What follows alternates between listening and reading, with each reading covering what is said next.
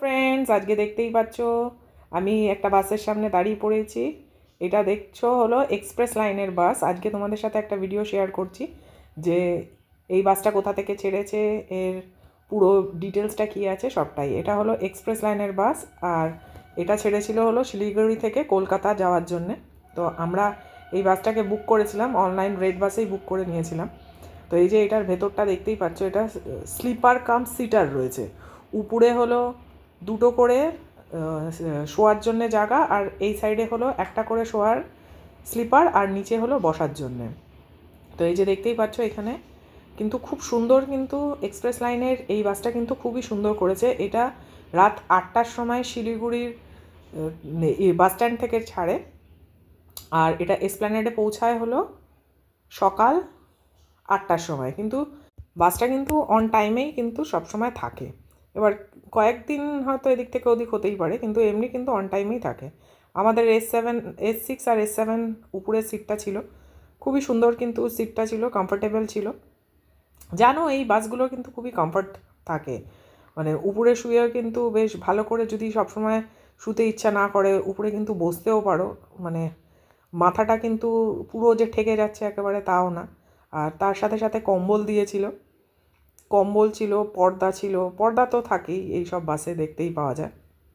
কম্বলগুলো কিন্তু পরিষ্কারই ছিল, এমন না যে অপরিষ্কার থাকে, যেটা আমরা ভাবি যে এইসব জিনিসগুলো পরিষ্কার থাকে কি থাকে না। একটা মনে কিন্তু সবসময় এই একটা সংখ্যা থেকেই যায় যে ভালো হবে কি হবে না, গায়ে দেবো কি দেবো না।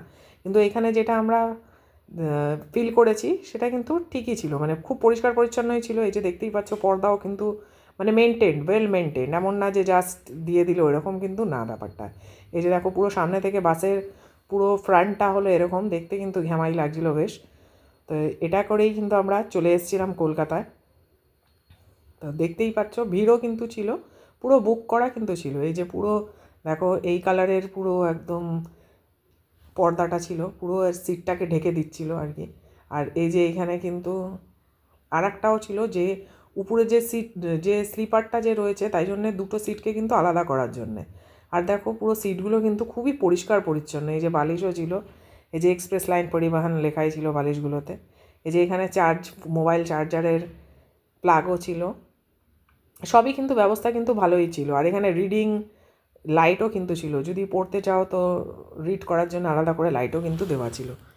তো খুবই সুন্দর কিন্তু লাগছিল, বেশ কমফোর্টেবল, জার্নিটা কিন্তু কমফোর্টেবলই হয়েছিল। আর জানো এই এক্সপ্রেস লাইনের বাসটা কিন্তু 3 জায়গায় স্টপ দেয়,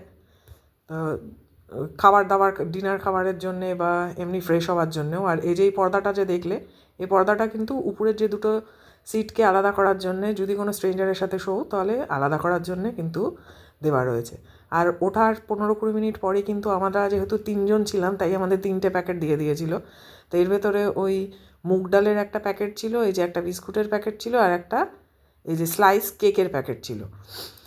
তো আর আমরা 3জন ছিলাম বলে 3টে প্যাকেট দিয়েছিল, সাথে কিন্তু পুরো করা ছিল, জলের বোতলও কিন্তু, প্যাকেজ ড্রিঙ্কিং ওয়াটারও কিন্তু দিয়েছিল 3টেই। এই যে হরিণঘাটার কিন্তু ব্লু যে ব্র্যান্ডটা রয়েছে সেটা কিন্তু দিয়েছিল, আর জাস্ট বেকড থেকে কিন্তু এই প্যাকেটগুলো করা হয়েছিল। এই ভিডিওটা হলো আজকে তোমাদের সাথে ইনফরমেটিভ ভিডিও। তো তোমাদের ভালো লাগলে অবশ্যই আমার চ্যানেলের পাশে থেকো। চলো বাই।